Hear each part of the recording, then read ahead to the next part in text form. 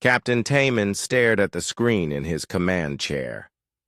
The bridge of the UES Resilience hummed quietly as it moved through space near the outer edge of known territory. 3 years had passed since humanity joined the Galactic Collective, and patrols like this were supposed to be routine. Nothing ever happened out here. "Captain," So Young called from her station. "I'm picking up something strange." Taman turned toward his communications officer. So Young had been with him for 2 years, and she never called anything strange unless it really was. "What kind of strange?"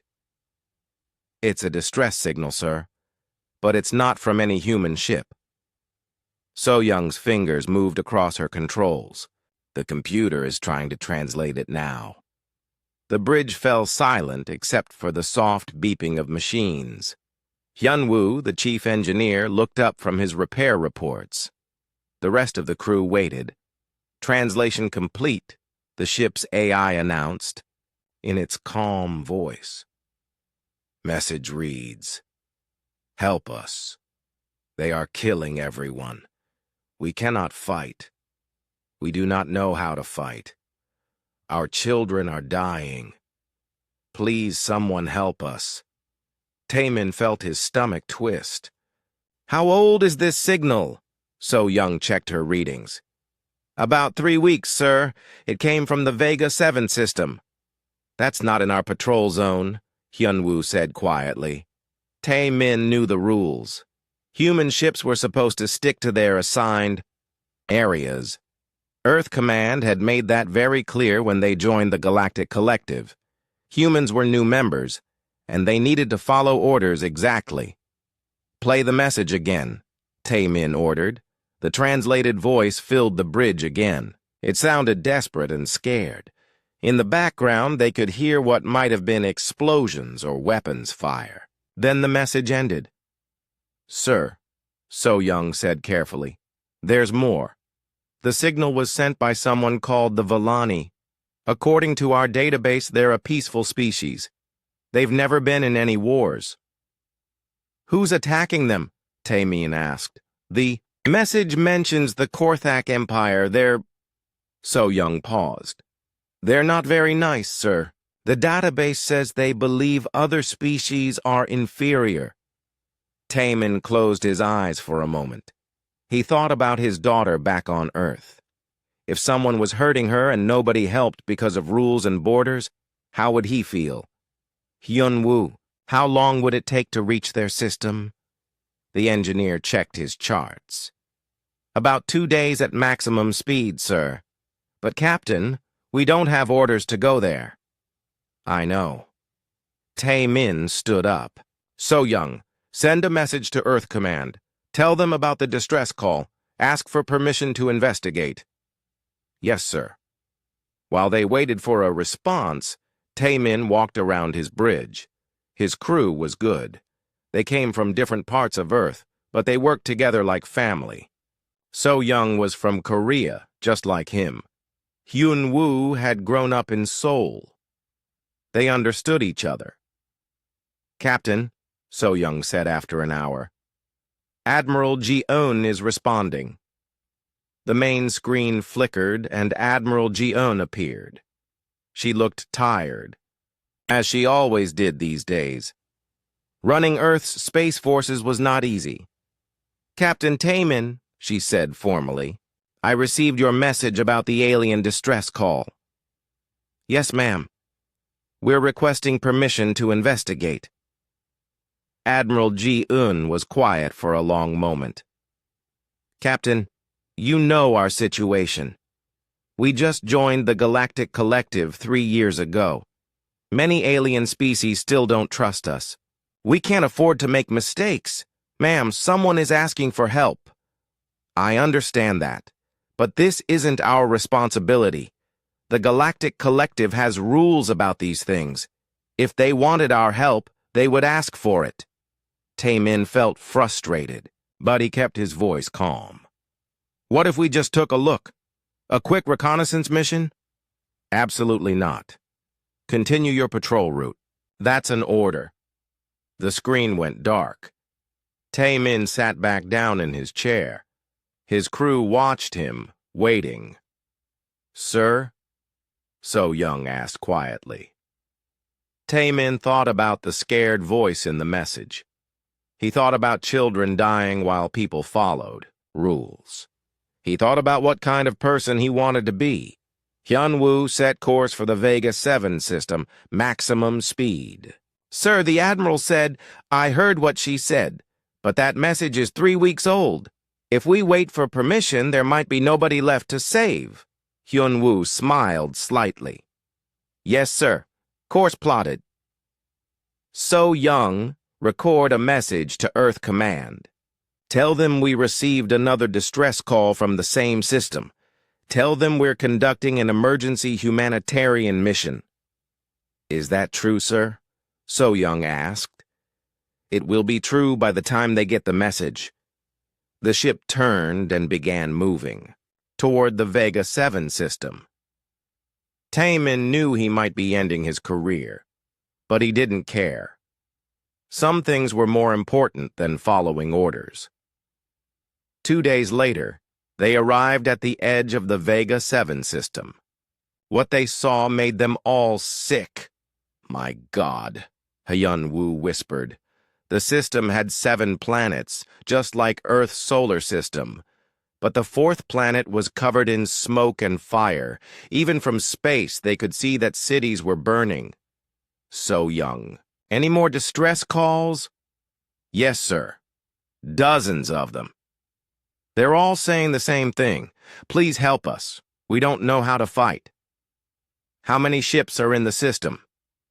"Scanning now." So, Young worked at her controls.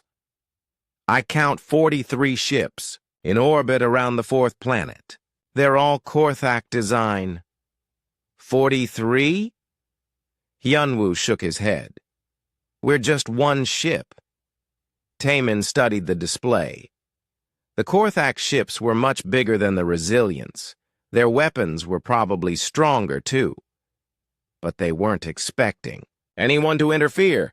So Young tried to contact the Villani. It took several minutes, but finally a face appeared on the screen.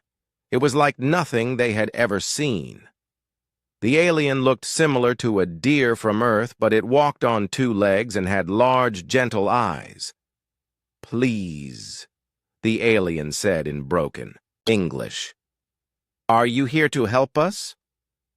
"We're here to try," Tae-min replied. "I'm Captain Tae-min of the Earthship Resilience. What's your name?" "I am Lysandra. I speak for those still alive in the northern continent. How many of your people are left?" The alien's eyes filled with something that looked like tears. "Perhaps 3 million. There were 50 million when the Korthak came." Tae-min felt anger rising in his chest. 47 million people dead, and the galaxy did nothing. "Lysandra, we're going to help you, but we need information. Where are your people hiding?" "Hiding?" The alien looked confused. "We do not hide. We cannot think like that. We tried to reason with the Korthak, but they do not listen." So-young muted the communication for a moment. "Sir, I don't think they understand. These people literally don't know how to fight or hide. They can't even think about violence." Tae-min unmuted the channel. "Lysandra, can you gather your people in safe places, underground places?" "We can try, but the Korthak machines can see through rock." "Do it anyway. We're coming to get you." The alien's face showed hope for the first time. "Truly? But you are only one small ship." Tae-min smiled grimly. "Don't worry about that. We'll figure something out. The planet Seraph looked like Earth might have looked millions of years ago." Through the ship's telescopes, Tae-min could see vast forests and crystal-clear lakes. But now, black smoke rose from burning cities, and red fires lit up the night. "Side of the planet. Take us in closer," Tae-min ordered. "But keep us hidden behind that moon." Dong Hyun, their tactical officer, studied his instruments. "Sir, the Korthak ships are bombing cities in a pattern. They're not trying to take over the planet. They're trying to kill everyone on it." "How can you tell?" "Look at these readings." Dong Hyun pointed to his screen. "They're targeting schools, hospitals, and places where people gather. This isn't conquest. This is extermination." Bo-Ra, the ship's doctor, made a sound of disgust. "That's horrible. Why would anyone do that?" "So young. See if you can intercept any Korthak communications," Taemin said. After a few minutes, So Young nodded. "I've got something. The translation is rough, but they're talking about cleaning the planet.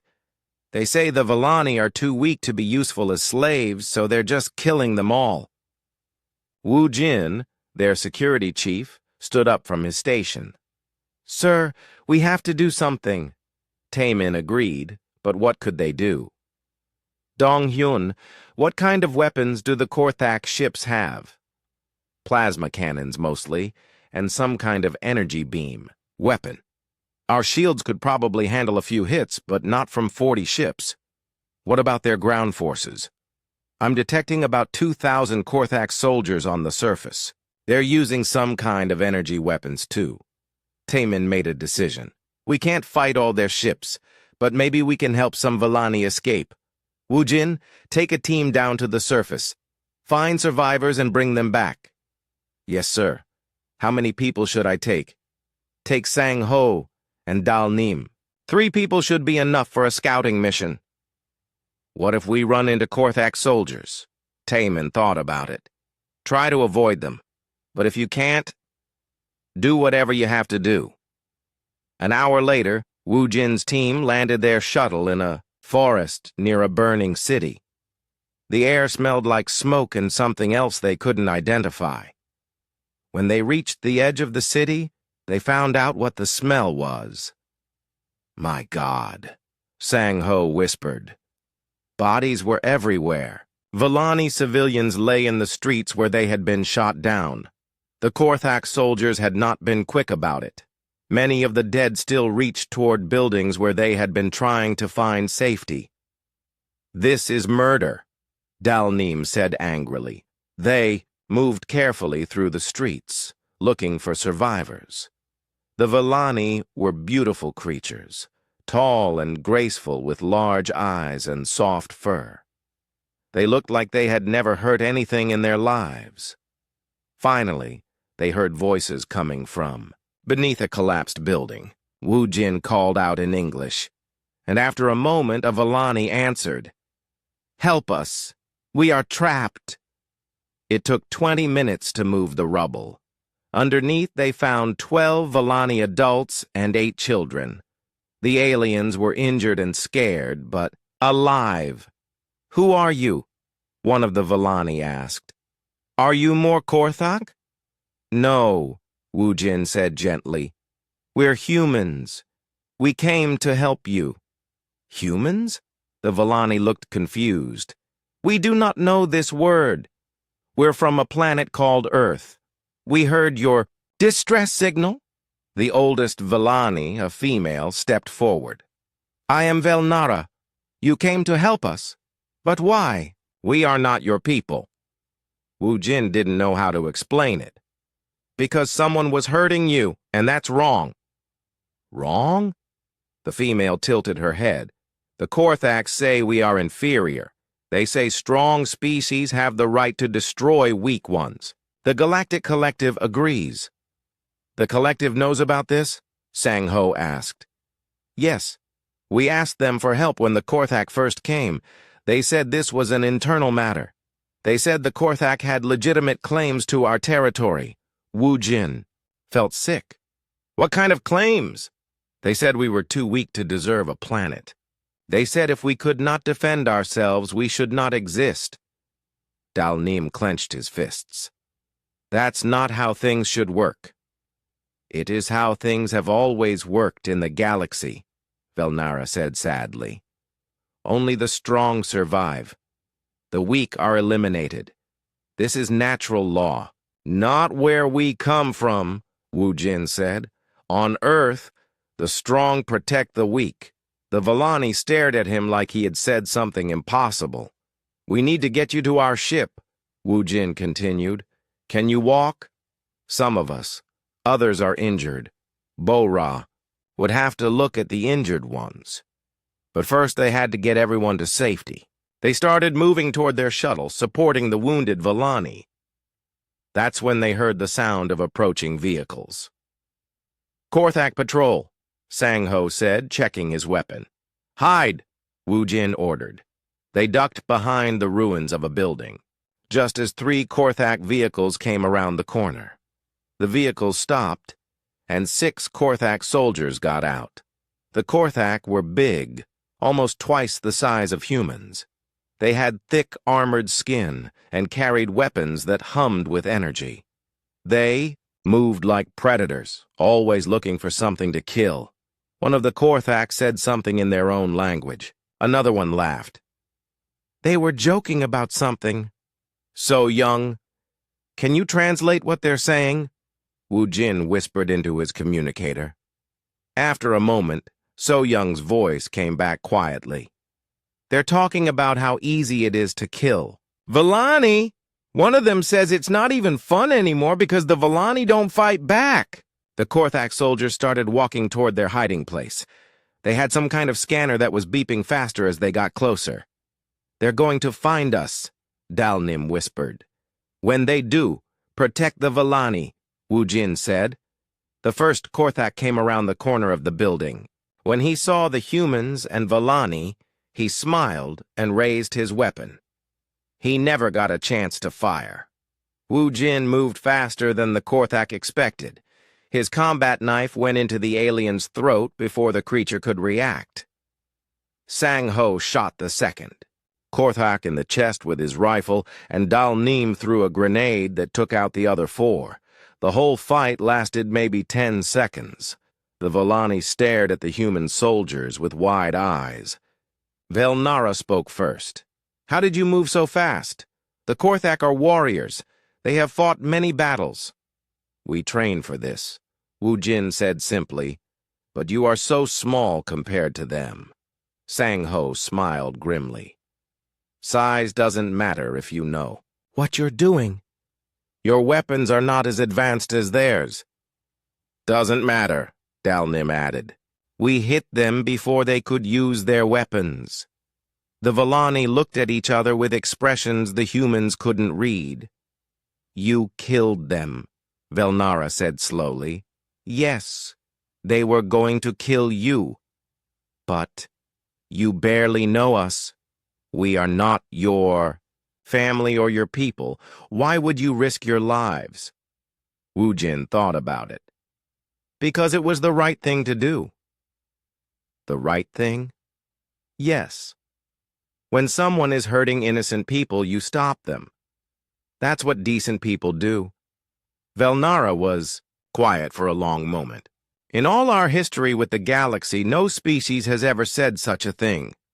They all follow the law of strength. The strong take what they want. The weak suffer. Well, Wu Jin said, maybe it's time for a new law. They reached the shuttle without running into more Korthak. As they flew back to the Resilience, Velnara asked more questions. Your captain, Tai Min, he sent you to save us even though his superiors told him not to. Yes. Why would he disobey orders? Because saving lives is more important than following bad orders. And your crew agreed with this? Of course. We all did. Velnara stared out the shuttle window at her burning planet. You humans are very strange. In the galaxy, individual beings do not matter. Only species and civilizations matter. But you risk everything for individuals you have never met. That's what makes us human, Wu Jin said, when they reached the Resilience. Bo-Ra was waiting in the medical bay. She immediately started treating the injured Vellani. The aliens' bodies were incredibly fragile compared to humans. What would be minor cuts on a human were serious wounds on a Volani. Their bone density is much lower than ours, Bora reported to Taiman. And their skin is very thin. They're built for a world with no predators and no violence. Can you help? Them? Yes, but it will take time. Captain, these people have never been hurt like this before. They don't even have words for some of their injuries. Taimin nodded. Do whatever you can for them. Later, as the rescued Volani rested in the medical bay, Taimin met with his senior officers. Sir, Dong-hyun said, I've been monitoring Korthak. Communications. They're looking for the soldiers we killed. When they find the bodies, they're going to be angry. How angry? They're already calling us unknown hostiles. They're organizing search patrols. Good, Taimin said. Let them waste. Time looking for us. Meanwhile, we save more people. Sir, So-young interrupted. I'm getting a communication from Earth Command. Admiral Jion wants to speak with you immediately. Taimin sighed. Put her through. Admiral Jion appeared on the screen and she looked furious. Captain Taimin, what the hell do you think you're doing? Admiral Ji-eun's face filled the main screen, and her anger was clear. Captain, I specifically ordered you to continue your patrol route. Instead, you're in an alien system fighting someone else's war. Ma'am, with respect, we're conducting a humanitarian rescue mission, Taimin replied calmly. Humanitarian mission? Captain, those aren't humans down there. They're aliens. And the Korthak Empire has legitimate territorial claims. Legitimate? Taimin felt his temper rising. Ma'am, they're exterminating an entire species. They've killed 47 million civilians. That's tragic, but it's not our responsibility. The Galactic Collective has specific rules about interference in territorial disputes. This isn't a territorial dispute. It's genocide. Admiral Ji-eun was quiet for a moment.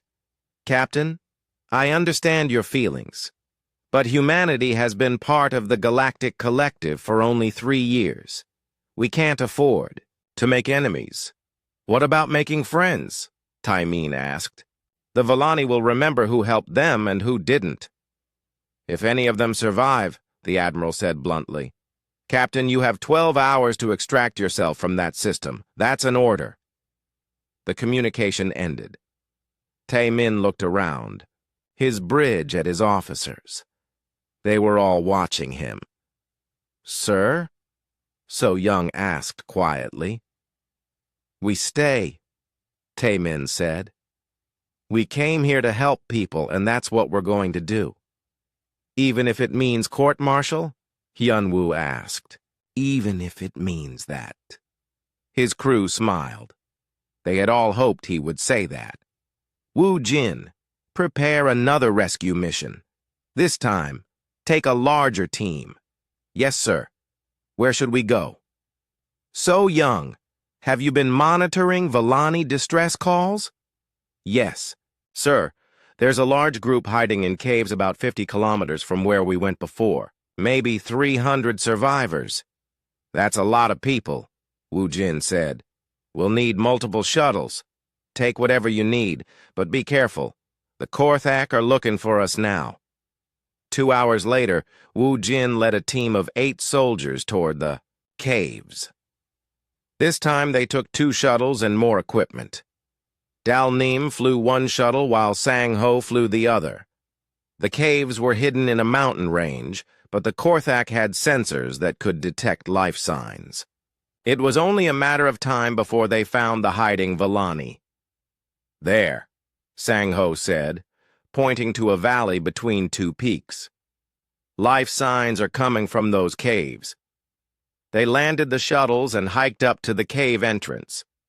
Inside, they found hundreds of Volani huddled together in the darkness, men, women, and children all pressed together for comfort. We're humans, Woo Jin called out. We're here to help you.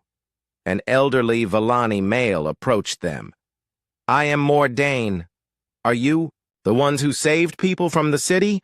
Yes, we're here to take you somewhere safe. Where is safe? The Korthak control the whole planet. Our ship. We can take you off-world. Mordain looked amazed. You would do this? But there are so many of us. We'll make multiple trips if we have to. As they started organizing the evacuation, one of Wu Jin's soldiers, Yun Sik, ran up to him. Sir, we have a problem. Korthak patrol ships are heading this way. How many? 3 ships, maybe 30 soldiers total. Wu Jin thought quickly. They had 8 human soldiers and 2 shuttles full of frightened Villani. If they tried to run, the Korthak ships would shoot them down. Can we fight them? Dalnim asked. We'll have to. Everyone else, get the Villani into the shuttles. Move! The human soldiers took positions around the cave entrance while the Villani hurried toward the shuttles. Many of the aliens were old or injured, and they moved slowly. Come on, Sang-Ho muttered, watching the sky. The Korthak ships appeared over the mountain ridge, flying in formation. They looked like metal predators hunting for prey. Contact the Resilience, Wu Jin ordered. Tell them we're about to engage hostiles. On the ship's bridge, Taemin received the message.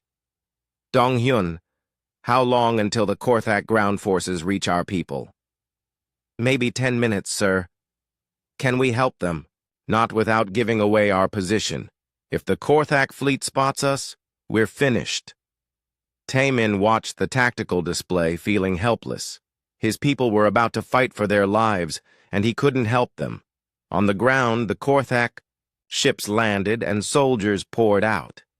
They were big and heavily armed, just like before. But this time, there were 30 of them. Defensive positions, Wu Jin ordered.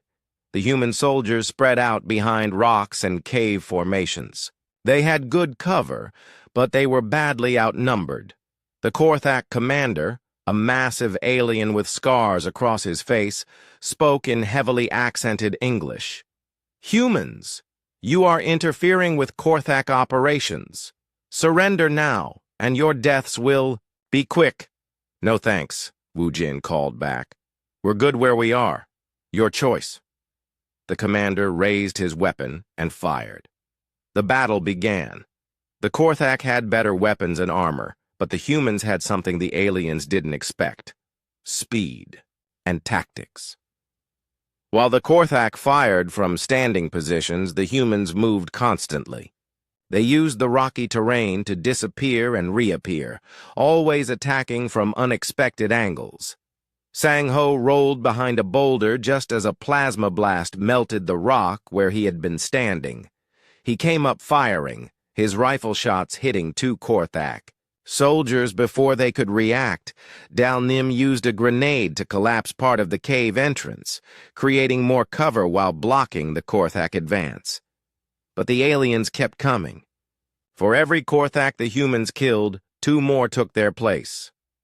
We can't hold them much longer, Yunsik reported. He had been hit in the shoulder by a plasma blast, but he kept fighting.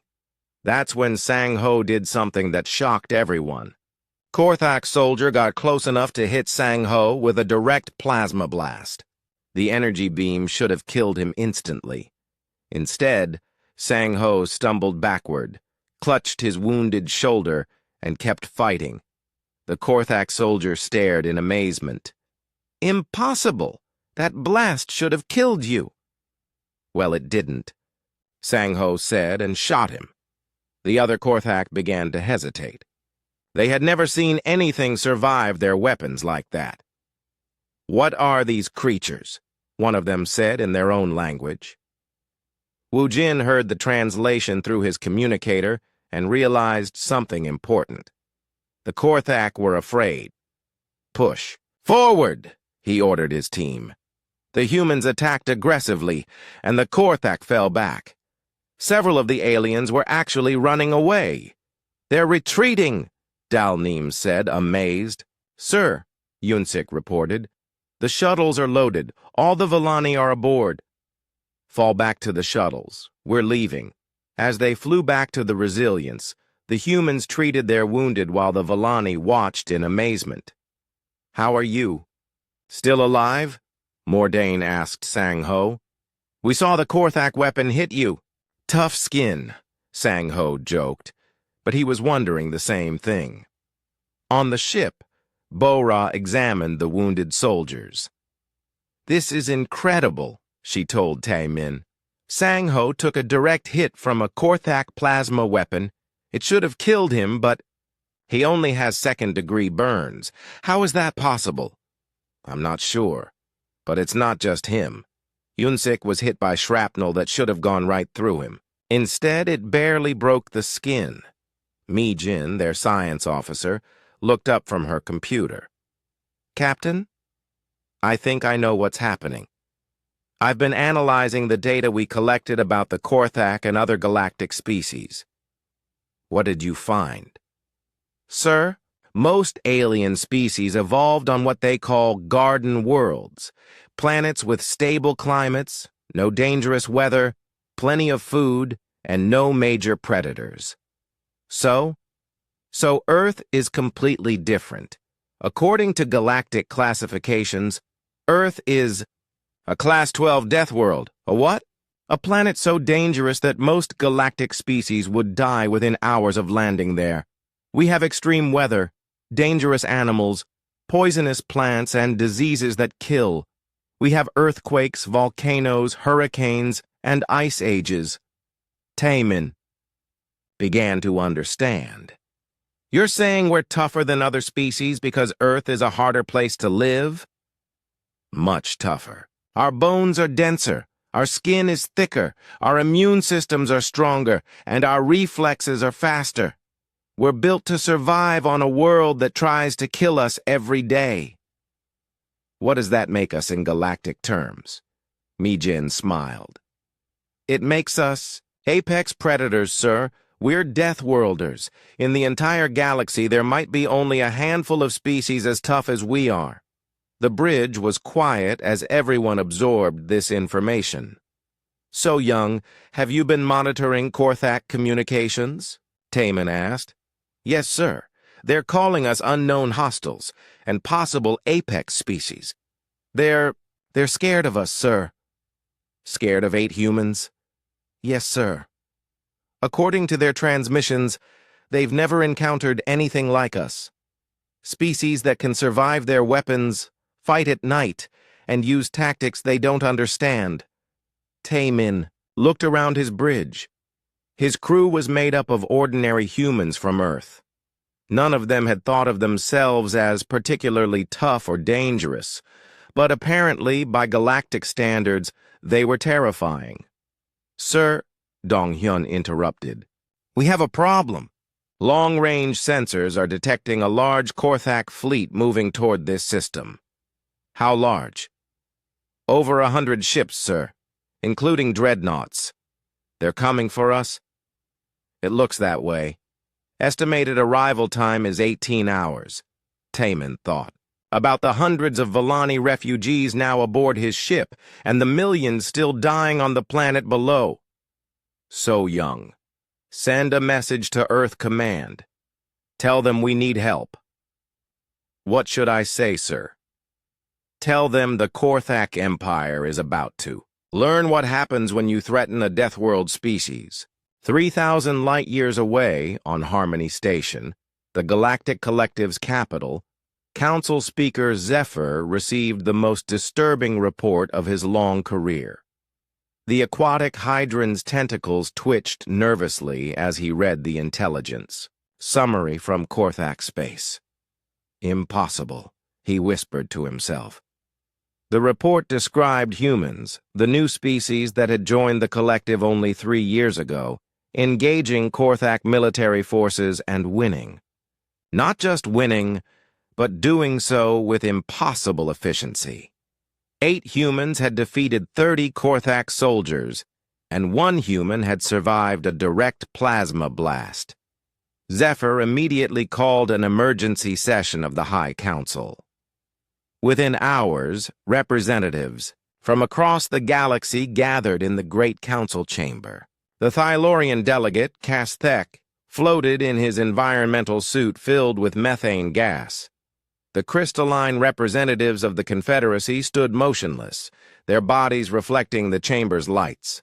Dozens of other species filled their assigned spaces, all wondering why they had been called together so urgently. Fellow council members, Zephyr began, we have a situation that requires immediate attention. The species known as humans have engaged in military action against the Korthak Empire. Murmurs rippled through the chamber. The Korthak were one of the most powerful military forces in the galaxy. They had conquered dozens of systems over the past century. Casthek spoke first, his voice echoing strangely through his environmental suit. The humans were specifically instructed to avoid interference in territorial disputes. This is a clear violation of collective law. That's not the issue, Zephyr replied. The issue is how they fought. He activated the chamber's main display, showing the report from Korthak space. As the council members read, the chamber grew. Quiet. This must be an error, said Veltrina of the Academic Assembly. No species can survive direct plasma weapons fire. The Korthak military doesn't make errors about weapon effectiveness, Zephyr said grimly. A delegate from the Benthic Coalition raised one of her fins. Speaker Zephyr, what exactly are you suggesting? I'm suggesting that humanity may be a deathworld species. The chamber erupted in shocked voices. Some delegates spoke in languages that the translation systems couldn't handle quickly enough. The word deathworlder echoed in dozens of different tongues. Order! Order! Zephyr called. I know this is disturbing, but we must discuss it rationally. Casthek's voice cut through the noise. Deathworlders are a myth. They're stories told to frighten children. Are they? Zephyr activated another display. This is the classification report for the human homeworld, Earth. The display showed Earth's environmental data. Extreme temperature variations, violent weather patterns, dangerous predators, toxic plants, and dozens of diseases that could kill most galactic species. Class 12 Deathworld, Zephyr announced. The same classification as the legendary Prakari homeworld. That got everyone's attention. The Prakari were ancient legends, a species that had supposedly united half the galaxy before mysteriously disappearing 50,000 years ago. Most council members thought they were just stories. The Prakari are mythology, Veltrina protested. Are they? An elderly voice spoke from the back of the chamber.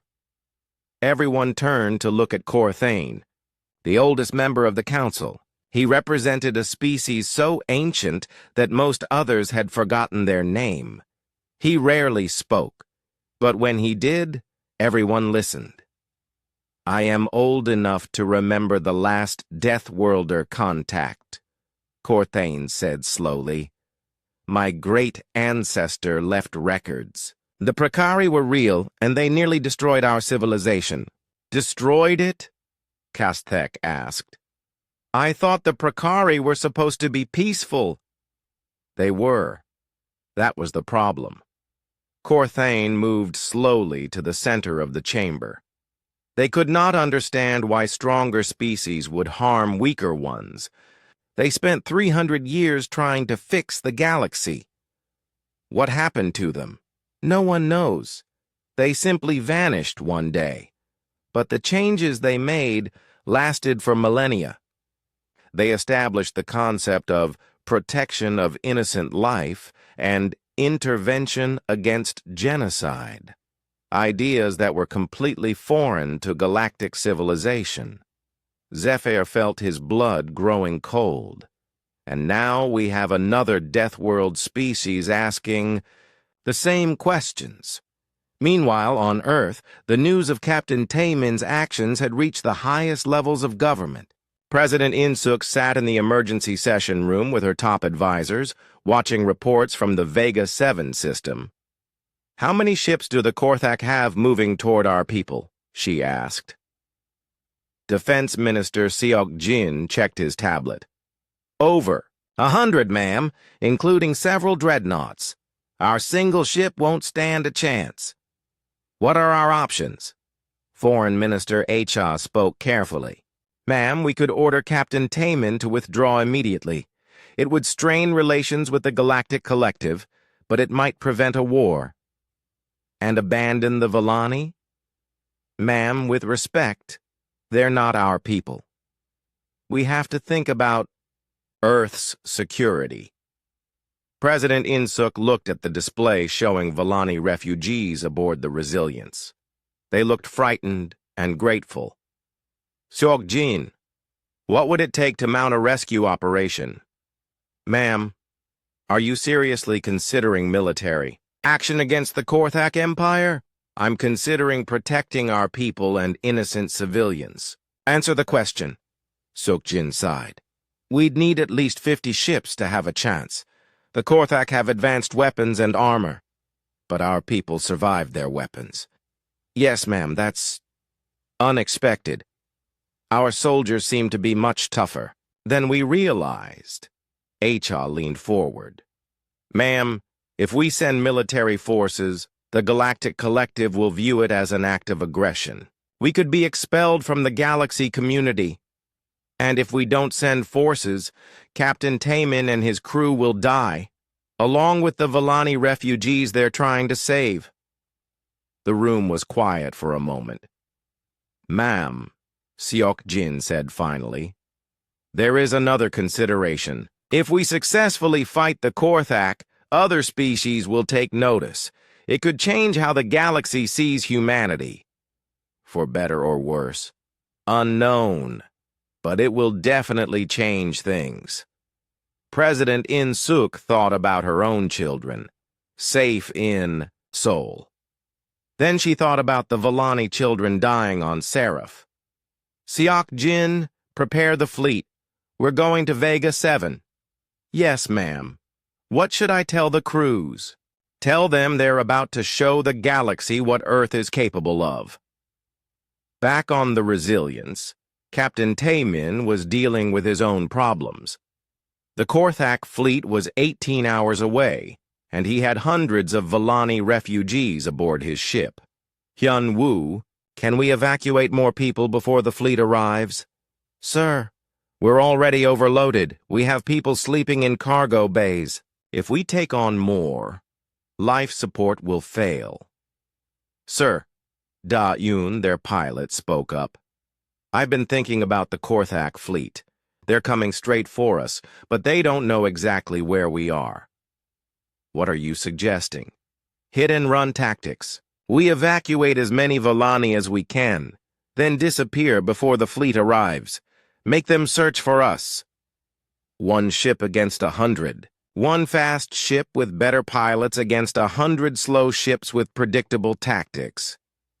Taemin liked the idea, but there was a problem. "We can't run forever. Eventually they'll find us." "Then we don't run forever," Woo-jin said. "We buy time for Earth to send help. If Earth sends help." "They will," So-young said confidently. "I know Admiral Ji-eun. She talks tough, but she won't abandon us." While they planned their next moves, something interesting was happening among the Vellani refugees. They were talking to each other in hushed voices, sharing stories about their human rescuers. Velnara had been watching the humans work. They never stopped moving, never stopped helping. When Vellani children cried, human soldiers comforted them. When Vellani adults were scared, humans explained what was happening and offered reassurance. "They are not like any species in the galaxy," she told Mordain. "No, they fight like predators, but care like—" "I do not have words for it." Parents, suggested Lysandra, the female who had first contacted the humans. They care like parents care for children. But we are not their children. To them, I think we are their responsibility now. Dr. Bora had been treating injured Villani for hours. Their bodies were so fragile that she had to learn entirely new medical techniques. But what struck her most was how grateful they were. Thank you, each one said as she helped them. Thank you for saving us. You don't need to thank me, she always replied. This is what we do. But to the Villani, it wasn't what anyone did. In their experience, no one helped strangers. No one risked their lives for people they didn't know. Dr. Bora, Velnara asked during one of her visits to the medical bay. Why do humans help others? Bora thought about it. Because it's right. Because everyone deserves to live safely. But you gain nothing from helping us. We cannot pay you. We cannot fight for you. We are useless to you. You're not useless. You're people. That's enough. Velnara stared at her. In all our history with other species, no one has ever said that being people is enough. Well, maybe that's the problem with the galaxy. 18 hours later, the Korthak fleet arrived at Vega 7. Admiral Vextar commanded the force from his flagship, a massive dreadnought called the Dominator. Any sign of the human ship? He asked his tactical officer. No, sir, but we're detecting increased life signs on the planet's surface. The humans have been evacuating Villani. How many? Unknown, sir, but several thousand are missing from the extermination. On Harmony Station, the emergency council session had been going for 6 hours. The news that an Earth fleet had arrived at Vega 7 sent shockwaves through the galactic community. This is exactly what I warned you about, Kastek said, his methane suit hissing with agitation. Deathworlders are unpredictable and dangerous. They don't follow civilized rules. Yen Aris of the scholarly Vorthon species had been quietly researching while the others argued. Now he floated to the center of the chamber, his tentacles holding several data tablets. Fellow council members, I have been examining historical records about Deathworld species. What I found is disturbing. The chamber quieted. The Vorthons were the galaxy's greatest historians and researchers. In the past 50 million years, there have been only 12 confirmed Deathworld species to achieve space travel. 11 of them dramatically altered galactic civilization. How? Asked Veltrina. They introduced concepts that were completely foreign to Garden World species, individual rights, protection of the weak, the idea that might does not make right. Yen Aris activated a holographic display showing galactic maps from different time periods.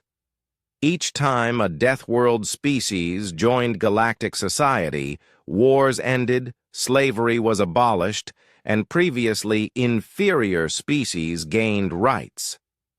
The changes lasted for thousands of years before slowly reverting to traditional patterns. What happened to the Deathworlders? Zephyr asked. Most destroyed themselves in civil wars. A few simply vanished, like the Precari. But all of them changed the galaxy permanently. And now we have humans, Kastek said grimly. Yes, and if the pattern holds, they will not stop with saving the Villani. On Earth, President Insuk was dealing with her own political crisis. The decision to send the fleet had been controversial, and now other nations were demanding explanations. Ma'am, Acha reported, the European Federation is asking why they weren't consulted. The African Union wants to know if this means war with the Korthak Empire. What did you tell them? That we're protecting our citizens and preventing genocide. Good. That's the truth. General Han Wul, the military advisor, approached with new intelligence. Ma'am, We're getting reports from our fleet at Vega 7. The situation is more complex than we thought. How so? The Korthak aren't just killing Valani for territory. According to intercepted communications, they're doing it because the Galactic Collective ordered them to. President In Suk felt sick. The Collective ordered genocide? Not directly, but they classified the Valani as unfit for galactic citizenship because they can't defend themselves. Under collective law, that makes them fair game for any species that wants their planet. That's barbaric. Yes, ma'am. But it's been standard galactic law for thousands of years. HA looked troubled. Ma'am, if we fight against collective law, we'll be branded as criminals. Every species in the galaxy will turn against us. And if we don't fight, we'll watch innocent people die. Ma'am, Han Wul said quietly, there may be another option. If we can prove that the collective's laws are wrong, we might be able to change them. How do we prove that? By showing the galaxy a better way. At Vega 7, the standoff between the Earth fleet and the Korthak force had been going on for 12 hours. Neither side had fired a shot, but everyone knew the situation was about to explode. Admiral Chang Wook stood on the bridge of the Indomitable, studying the tactical display. The Korthak had more ships, but the Earth vessels were faster and more maneuverable. Sir, Captain Ruri reported from the destroyer Dawn's Edge, the Korthak are moving into attack formation. Understood. All ships, prepare for combat. But before anyone could fire, something unexpected happened. Long-range sensors detected another fleet approaching the system. Sir, the communications officer announced, we're being hailed by ships from the Benthic Coalition. Admiral Chang Wook frowned. The Benthic Coalition was a collection of deep-sea species from various water worlds. They rarely involved themselves in galactic politics. Put them through. A face appeared on the main screen, or what passed for a face. The creature looked like a cross between a whale and an octopus, with intelligent eyes and multiple speaking tentacles. I am Fleet Singer Morphos of the Benthic Coalition, the creature said. We have come to observe. Observe what? The Deathworlders. We have heard what you did at Seraph. We wish to see if the stories are true. What stories? That you fight to protect strangers. That you risk your lives for people who cannot help you in return. Admiral Chang Wook wasn't sure what to say. We're trying to prevent genocide. Yes. This is what we heard. Morphos paused. Admiral, the Benthic Coalition has studied your species. We know about your oceans. Any species that can survive in Earth's seas understands survival. Is that why you're here? We are here because the galaxy is about to change. Deathworlders always change the galaxy. We want to be on the right side of that change. As they spoke, more ships began arriving. The aerial dominions, a group of flying species, sent a small fleet. The Crystalline Confederacy sent observers. Even some independent systems sent ships. What's happening? Admiral Vextar demanded from his flagship.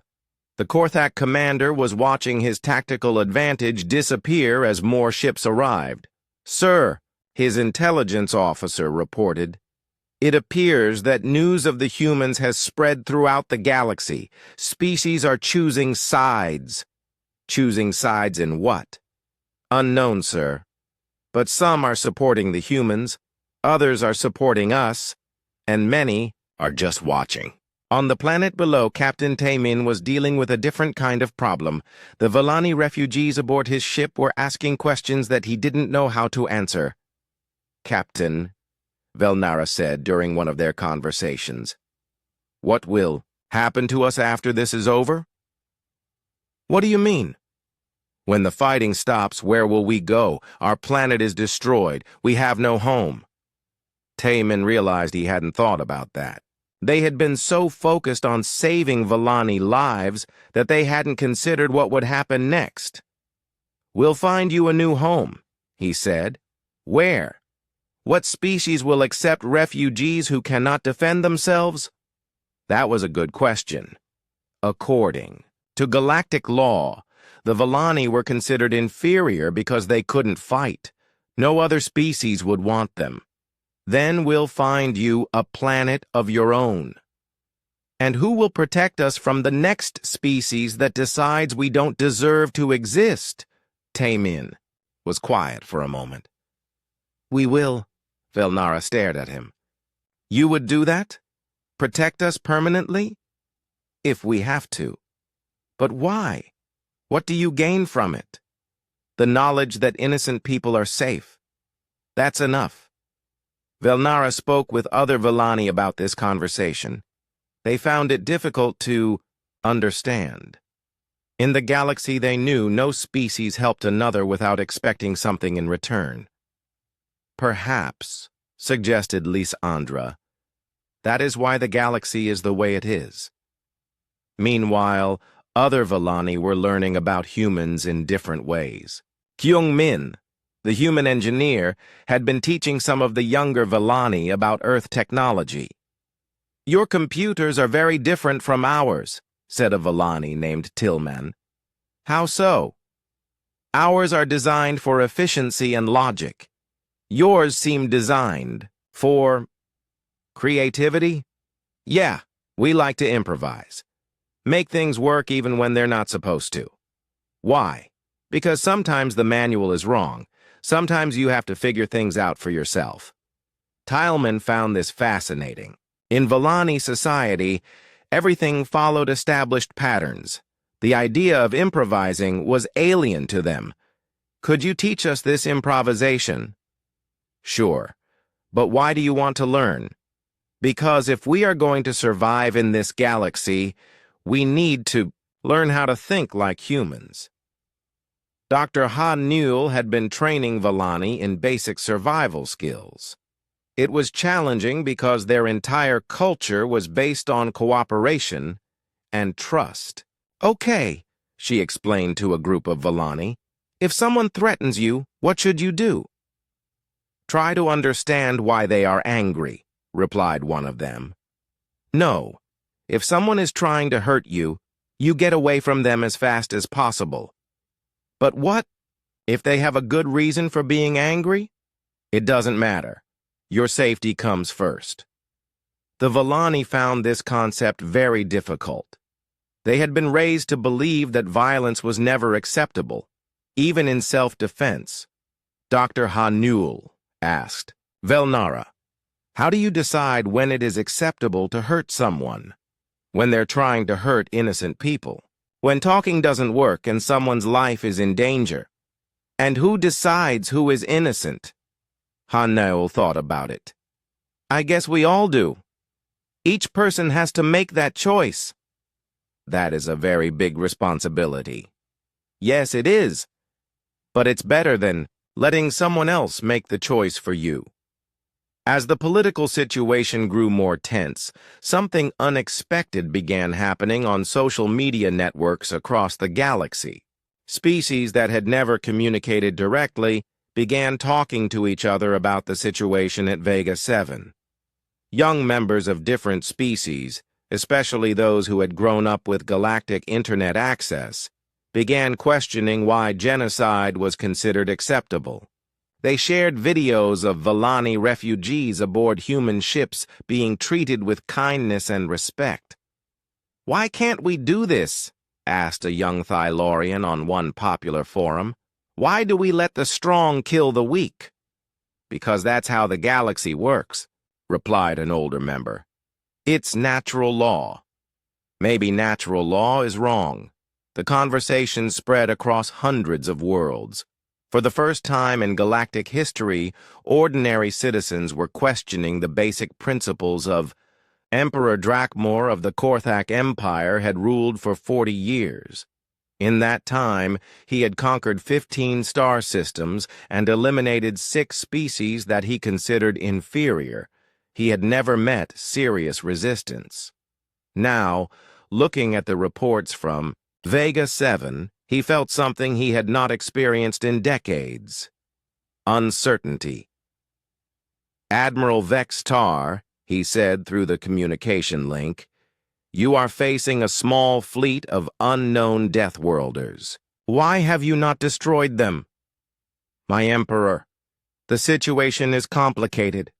Multiple species have sent fleets to observe. If we attack, we may start a galactic war." "Good.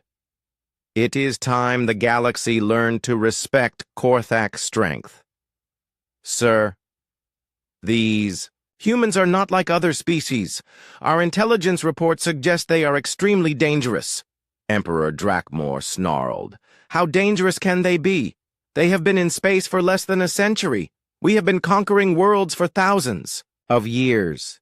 "Yes, my Emperor, but—" "No more excuses. You have 12 hours to destroy the human fleet and complete the Villani extermination. If you fail, I will send someone who will not." The communication ended. Admiral Vex Tar stared at the tactical display, showing dozens of ships from different species all watching him. He felt like prey being studied by predators.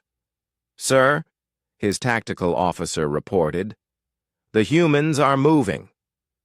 On the UES Indomitable, Admiral Chang Wook was implementing a strategy that no galactic military had ever seen. Instead of forming a battle line like civilized species, the human ships spread out in a complex three-dimensional formation.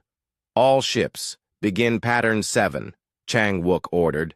Captain Ruri, commanding the destroyer Dawn's Edge, smiled grimly. Pattern 7 was a tactic they had developed for fighting superior numbers. It involved coordinated attacks from multiple directions, constant movement, and the willingness to sacrifice individual ships for the greater good.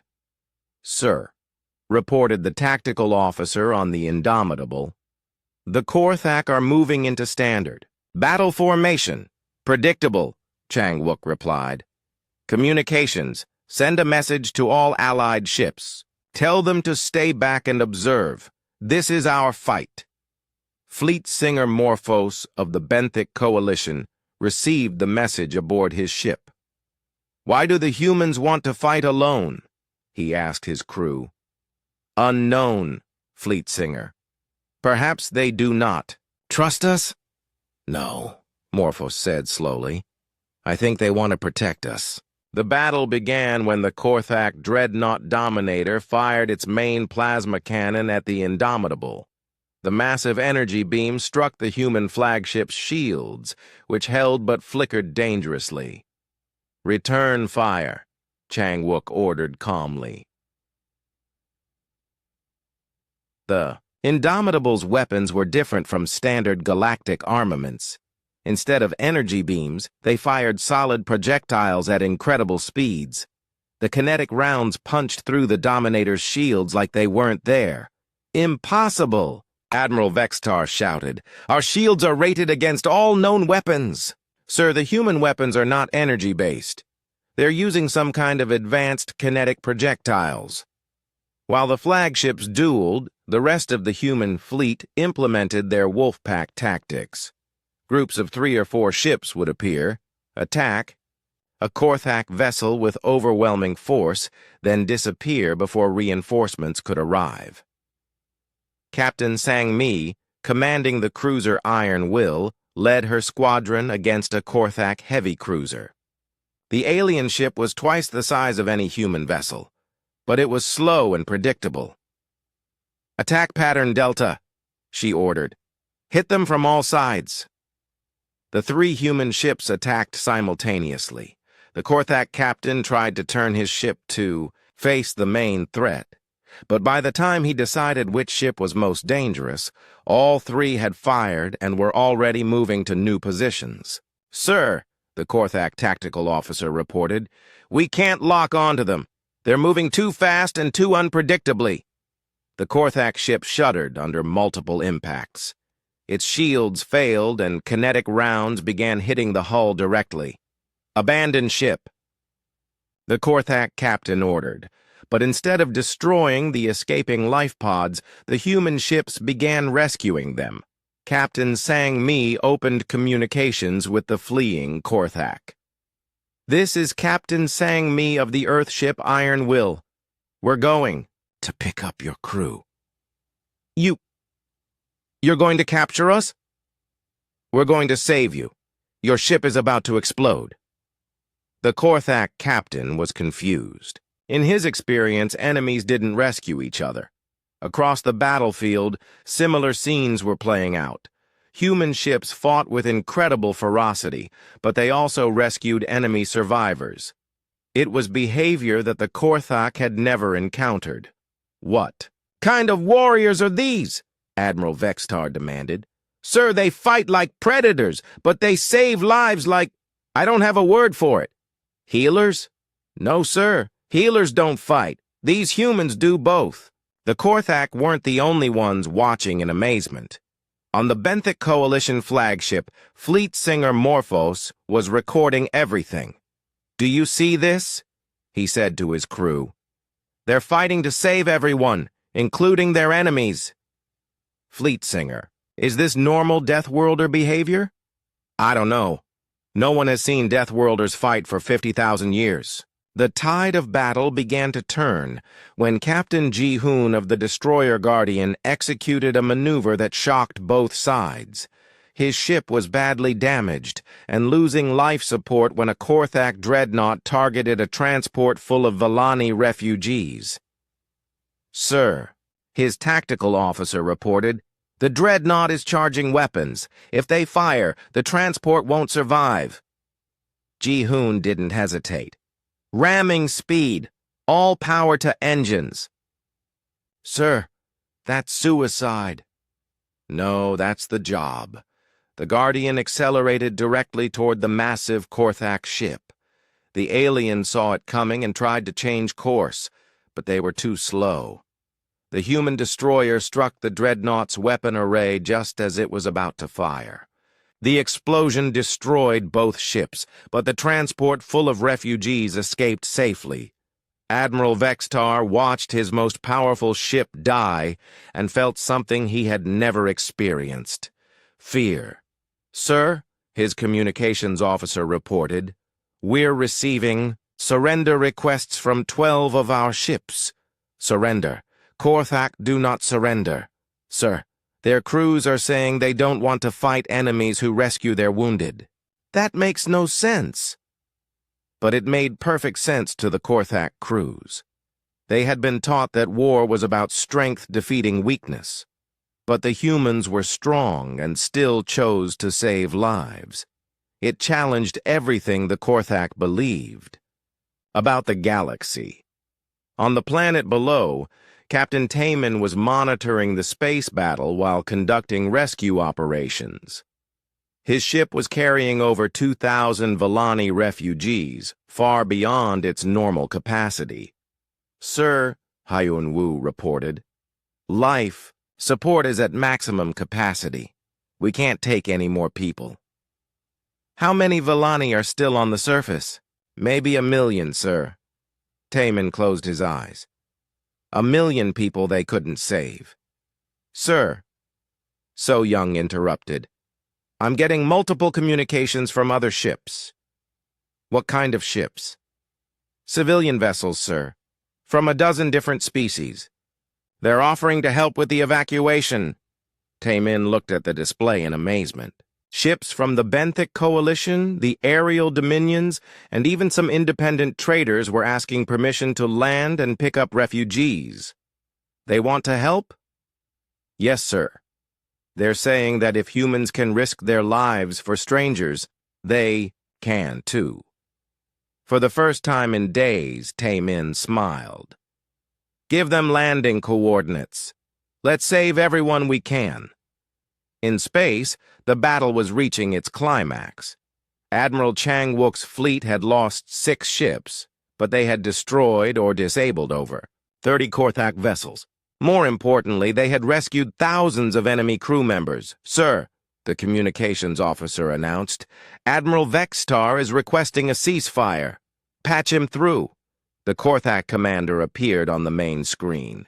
He looked defeated and confused. "Admiral Chang-wook, I do not understand your species." "What don't you understand?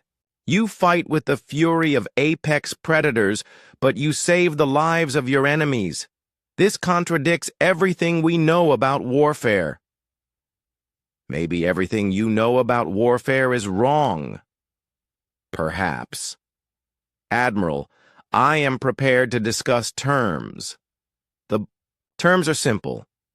Stop killing Villani immediately. Withdraw your forces from this system, and never threaten innocent civilians again. And if I agree, then we stop shooting at each other." Admiral Vextar was quiet for a long moment. "You would let us leave? You would not pursue us?" "As long as you stick to the agreement." "Why?" "Because the goal isn't to destroy you. The goal is to save innocent lives."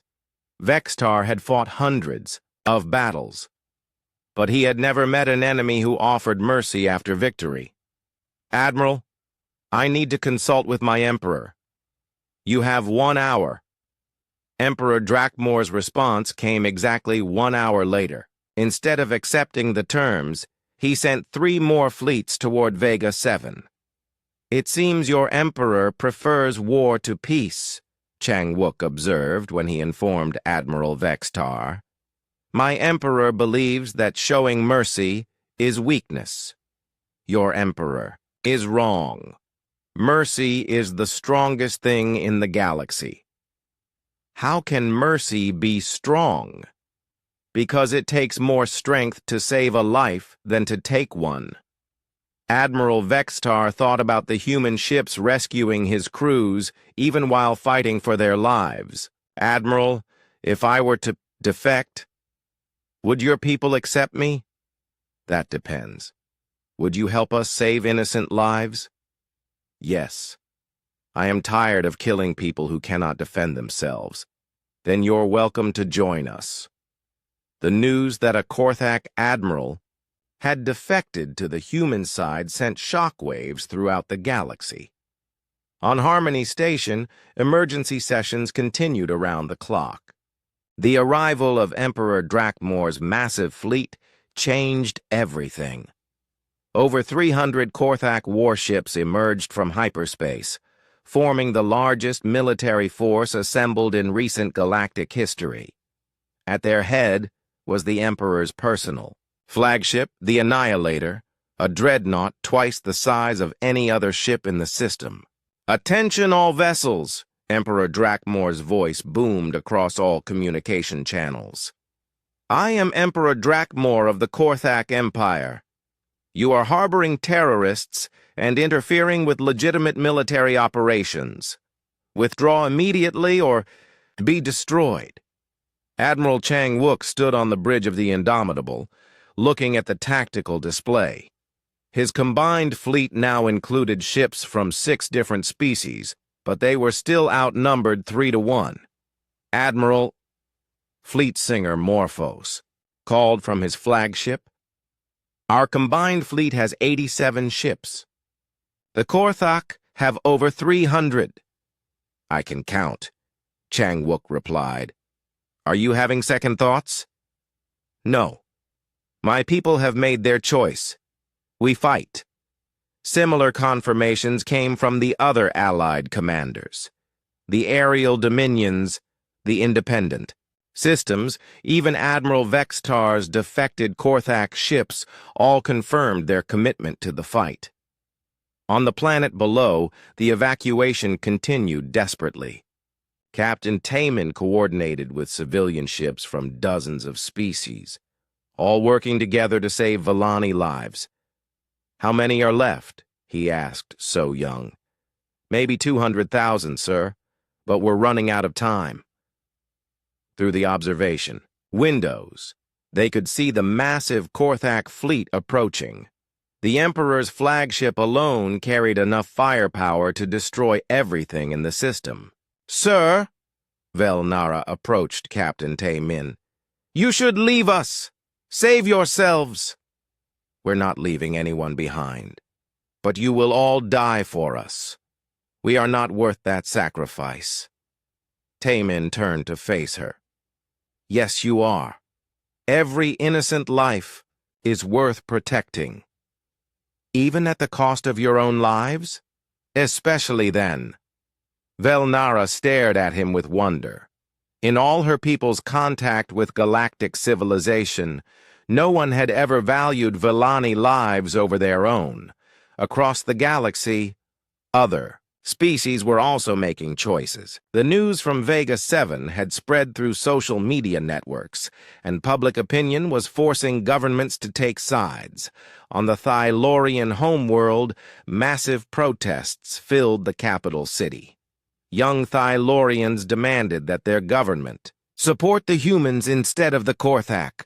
The old ways are wrong, shouted one protester. Strength should protect the weak, not destroy them. The Thylorian government, however, sided with tradition.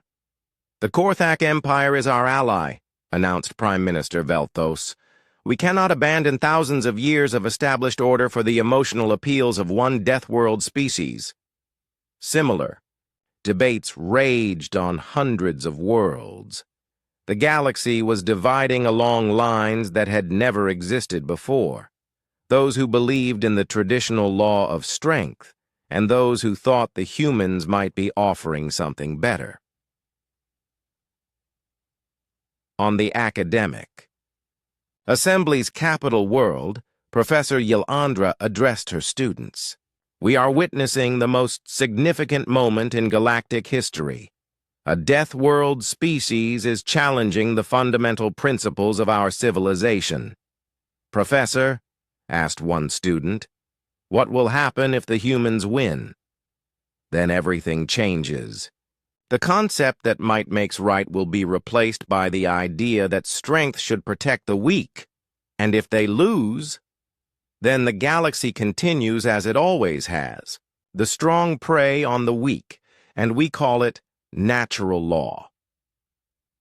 At Harmony Station, the Galactic Collective was in chaos.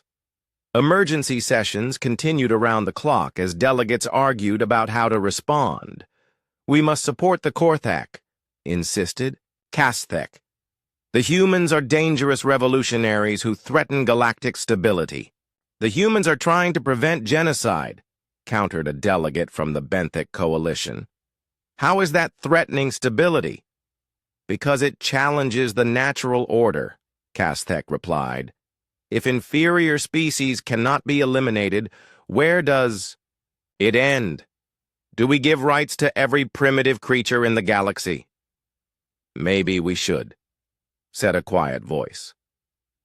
Everyone turned to look at Elder Korthane, the ancient delegate who rarely spoke.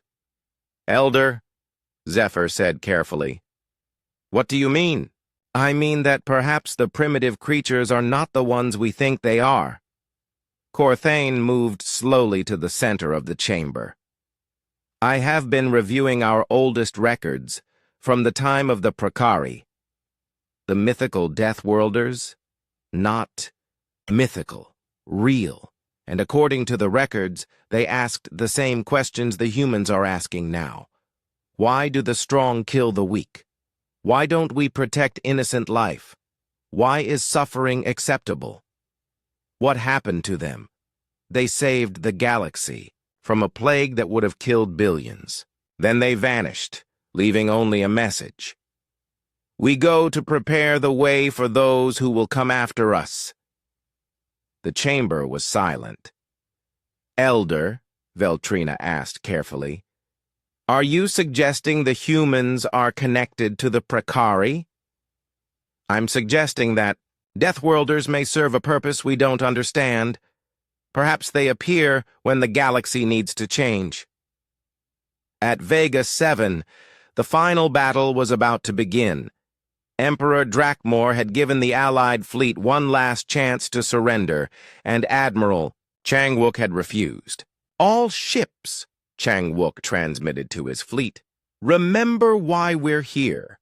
We're not fighting to conquer or destroy. We're fighting so that innocent people can live free from fear. Sir, his tactical officer reported, the Emperor's ship is moving to attack position. Then let's show him what he's dealing with. All ships implement final protocol. Captain Ruri smiled grimly when she received the order. Final protocol was a tactic they had hoped never to use. It meant accepting that some ships would be lost, but making those losses count. All hands, prepare for final protocol, she announced to her crew. We're going to hit them with everything we have.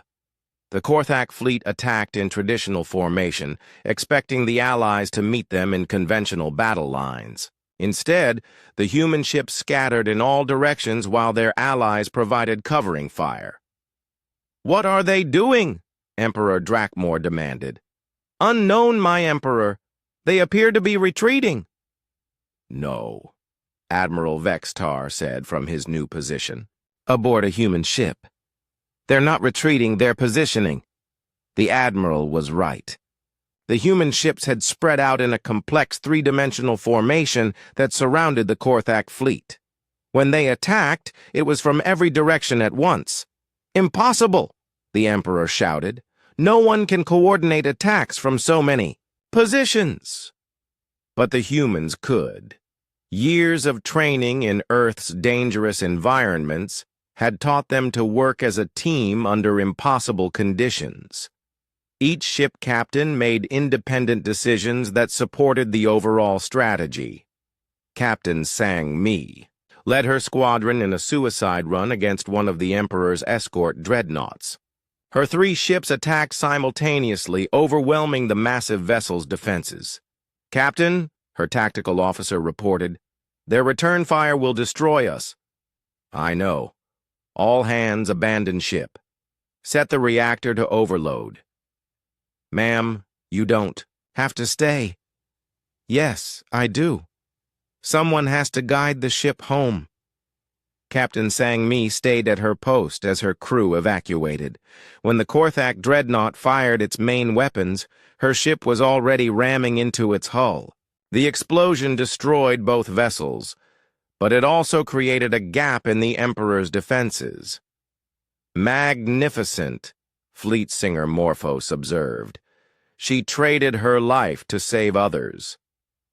Is this normal human behavior? Asked his tactical officer. I think it is, and I think that's why they're winning. The battle raged for 6 hours. Human ships fought with desperate courage while their allies learned new tactics they had never imagined. The Benthic coalition discovered they could use their deep-sea hunting instincts to coordinate attacks. The aerial dominions found that their flying abilities translated perfectly to 3-dimensional space combat, but it was the Korthak who provided. The biggest surprise, Admiral Vextar had been broadcasting to his former comrades throughout the battle, explaining why he had defected. Many Korthak crews had listened, and some had begun to question their orders. Why are we killing people who cannot fight back? Asked one Korthak captain. Because they are inferior, his tactical officer replied, but without conviction. The humans are not inferior. They fight better than we do. Yet they spare our lives when they defeat us. The Emperor says mercy is weakness. Then why are the merciful ones winning? Across the Korthak fleet, similar conversations were taking place. Soldiers who had been taught that strength was everything watched human crews rescue enemy survivors even while under fire. Captain, reported a communications officer on one Korthak ship, I'm receiving surrender broadcasts from multiple vessels in our fleet. How many? 47 ships, sir. They're saying they refuse to fight enemies who show mercy. Emperor Drakmor watched his fleet falling apart and felt rage like nothing he had ever experienced. This was not how war was supposed to work. The strong were supposed to defeat the weak, not be defeated by mercy. All ships, Focus fire on the human flagship, he ordered. Kill their leader and the rest will surrender. Every available Korthak ship turned their weapons toward the Indomitable. The human flagship was hit by hundreds of energy beams simultaneously. "Shields down," reported the tactical officer. "Hull breaches on all decks." "Abandon ship," Admiral Changwook ordered. "Sir, what about you? I'll stay and buy you time." The final battle above Seraph became known throughout the galaxy as the Battle of the Broken Chain. Emperor Drakmor's remaining ships, 96 vessels filled with fanatic loyalists, made their desperate rush toward the planet's surface. Admiral Changwook's allied fleet was battered and exhausted, but they moved to intercept. The human ships had been reduced to 12 operational vessels, while their allies had lost half their forces, but none of them considered retreat. "All ships," Changwook transmitted, "protect the transports at all costs. Every life we save today will remember who stood up for them." The Emperor's flagship, the Annihilator, led the charge. Its massive guns fired continuously, trying to clear a path to the planet. But the Allied ships fought with a desperation that surprised even themselves. Fleet Singer Morphos commanded his flagship alongside 2 human destroyers. His people had spent millennia as peaceful deep-sea dwellers, but they fought like they had been warriors all their lives. "Fleet Singer," his tactical officer reported, "3 Korthak ships are breaking through toward the transports. Intercept them. Use ramming speed if necessary." "Sir, that will destroy us. Then we die protecting innocent life. There are worse ways to die." The Benthic coalition ship accelerated toward the enemy vessels, its crew singing their ancient war songs that had not been heard for thousands of years. On the planet's surface, the last transport ships were loading the final groups of Vallani refugees.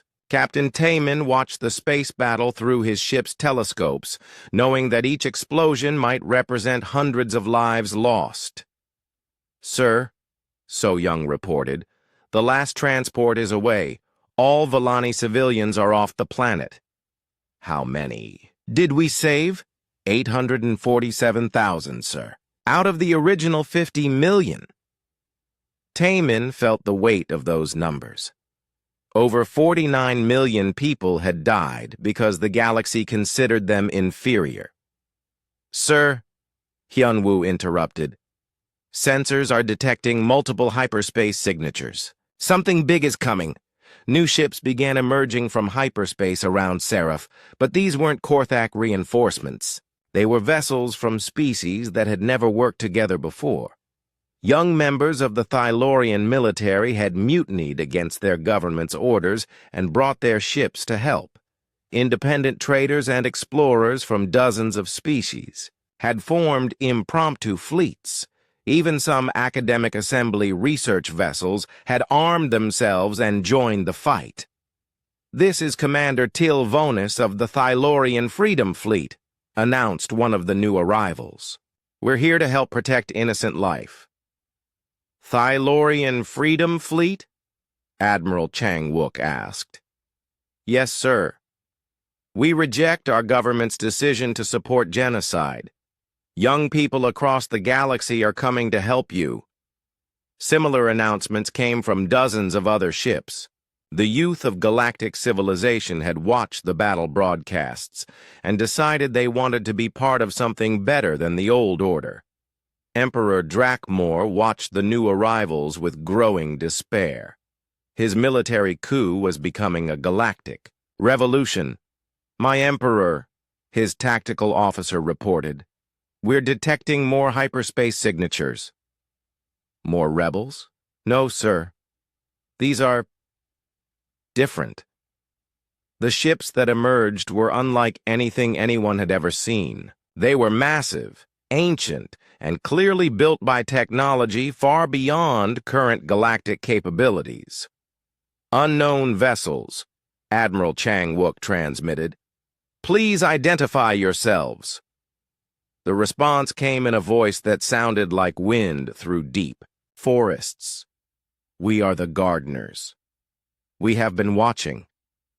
On the human flagship, Science Officer Mi-Jin checked her databases frantically. "Sir, I can't find any reference to a species called the gardeners." "We are not in your databases," the voice continued, somehow detecting their conversation. "We have been hidden for 50,000 years, waiting for the galaxy to be ready." Ready for what? Ready to learn that strength serves life, not death. Elder Corthane's voice crackled across the communication channels from Harmony Station. "The Precari! You're the Precari!" "We were once called that. Now we are something else. We are the ones who tend the garden of galactic civilization." The ancient ships moved with impossible grace, positioning themselves between the combatants. When Emperor Drakmor ordered his ships to fire, their weapons simply stopped working. "Your weapons are disabled," the gardener voice announced calmly. "The time for killing is over." "This is impossible," the Emperor raged. "No one has this kind of technology." "We developed it during our exile. We learned to create instead of destroy. We learned to heal instead of harm." One of the massive gardener ships approached the Annihilator. A beam of soft light enveloped the Emperor's flagship, and suddenly every Korthak on board could hear the thoughts and feelings of their victims. For the first time in his life, Emperor Drakmor felt the terror of a Vellani child hiding while soldiers destroyed her family. He experienced the despair of refugees fleeing their burning homes. He understood the pain he had caused. "Stop," he whispered. "Please stop." "This is what you have done," the gardener voice said gently. "This is what all of you have done to countless innocent beings across the galaxy." The effect spread to every Korthak ship, and then to every vessel in the system. Suddenly, beings who had spent their lives following the law of strength understood what it felt like to be weak and helpless. But the humans felt something different. They experienced the gratitude of every life they had saved, the joy of every refugee child who would grow up safe, the hope of species who had thought they were alone in caring about others. "You see," the gardener continued, "strength that protects creates joy. Strength that destroys creates only suffering." Emperor Drakmor began to weep. In all his years of conquest, he had never once considered the pain he caused. Now he felt all of it at once. "I'm sorry," he said, his voice breaking. "I'm so sorry." The gardener ship's light faded, but the emotional understanding remained. "The choice is yours now," the gardener announced to the entire system. "You can continue the old ways of might makes right, or you can choose a new path." Emperor Drakmor spoke first. I surrender. Not just my ships, but my entire empire. I cannot continue to cause such pain." Admiral Vextar, who had defected earlier, approached the Emperor's ship. "My Emperor, what are your orders?" "My orders are to never again harm innocent life. My orders are to spend the rest of our lives making amends." Across the Korthak fleet, similar conversations were taking place. Soldiers who had felt the pain of their victims could no longer imagine causing such suffering. The battle was over, but the real work was just beginning. On Harmony Station, the Galactic Collective was in complete chaos. Half the member species were demanding the expulsion of humanity for disrupting galactic order. The other half were demanding reforms to prevent future genocides. "Order! Order!" Council Speaker Zephyr called out. But nobody was listening. That's when the gardener ships appeared around Harmony Station. People of the galaxy, the ancient voice spoke to every being on the station, you have a choice to make. Continue as you are, or become something better. Who are you to make demands? Shouted Kasthek. We are your parents, the voice replied, simply. We seeded this galaxy with life 50,000 years ago. We have watched you grow and develop. Now we offer you the chance to graduate. Graduate to what? To a civilization that protects all life, not just the strong. The chamber fell silent. The humans have shown you the way, the gardener continued. They are not perfect, but they understand that true strength serves others. What about our laws, our traditions? Asked Veltrina. Keep the ones that help people. Change the ones that hurt them. Over the following months, the galaxy transformed in ways no one had imagined possible. The Galactic Collective dissolved, replaced by the new Galactic Alliance based on principles of protection and mutual aid. The Korthak Empire was disbanded, its worlds becoming independent systems focused on healing rather than conquest. Former Emperor Drakmor spent his remaining years working in refugee camps, trying to help the people his forces had displaced. Admiral Vextar founded the first multi-species peacekeeping force, with former enemies working together to prevent conflicts before they could escalate to violence. The Vellani, under the leadership of Velnara and Mordain, became the Alliance's moral compass. Their perfect memories and gentle nature made them ideal mediators and counselors. Captain Taemin was promoted to admiral and put in charge of the new humanitarian fleet. His job was to respond to distress calls from anywhere in the galaxy. No questions asked. Dr. Bora established the first Universal Medical Corps, training healers from every species to help anyone who needed care. The Benthic Coalition and Aerial Dominions discovered they had more in common with humans than with their traditional allies. They formed the Deep Sky Alliance, dedicated to exploration and protecting newly discovered species. Even the Thylorians eventually joined the new order, after their young people voted out the old government and established a democracy based on protecting the weak.